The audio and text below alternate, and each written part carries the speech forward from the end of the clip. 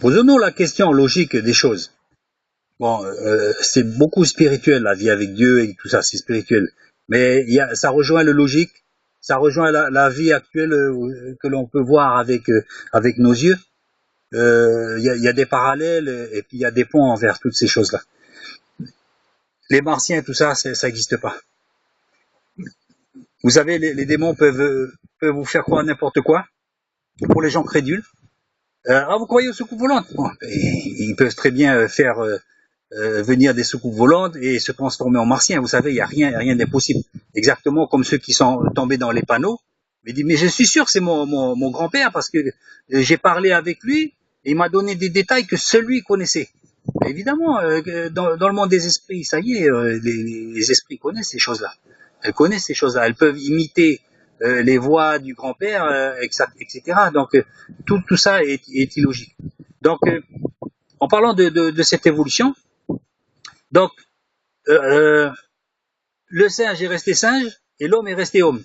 Et par contre, tous les intermédiaires entre le singe et l'homme ont disparu. Donc, il y a une illogique de ces choses-là. Parce que le singe aurait disparu du fait de l'évolution. Donc, l'être vivant qui venait après le singe, ce serait lui qui aurait perduré, etc., jusqu'à l'homme. Tandis que là, le singe est toujours là et l'homme est toujours là. Donc, les deux bouts de la chaîne sont toujours là. Par contre, tous les intermédiaires, ils ont disparu. Et en plus, on veut nous faire avaler ça. On veut nous faire avaler ça. Donc, c'est pas possible. Ça tient pas la route, déjà, de ce point de vue-là. D'autre part, au niveau de ce qu'on a pu voir, de toute soi-disant c'est chez dans mon camp, à une certaine époque, d'ailleurs, on a le fameux chez dans mon camp, apparemment on s'était aperçu que c'était un vieil os de poulet ou quelque chose comme ça qui avait un truc absurde.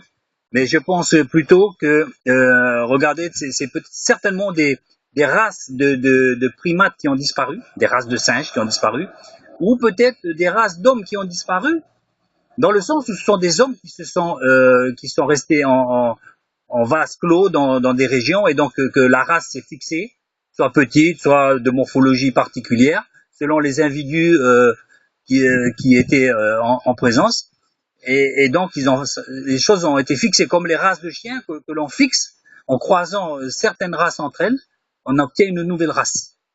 Donc, justement, après, on appelle ça race pure, alors que finalement, c'est des bâtards, puisque ça vient tous des races. Donc, finalement, si on peut dire, vous voyez, comme quoi la compréhension des hommes est complètement à l'envers parfois.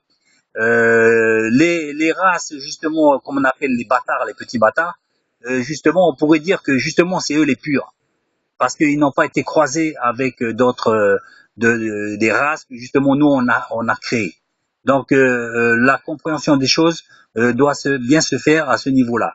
D'autre part, quand on dit que les Noirs sont noirs parce qu'ils sont dans les pays chauds, posons-nous la question plutôt de dire c'est plutôt parce qu'ils étaient noirs à l'origine et qui donc ont été dirigés dans les pays chauds, lesquels on sait les pays chauds sont plus hostiles que les pays tempérés.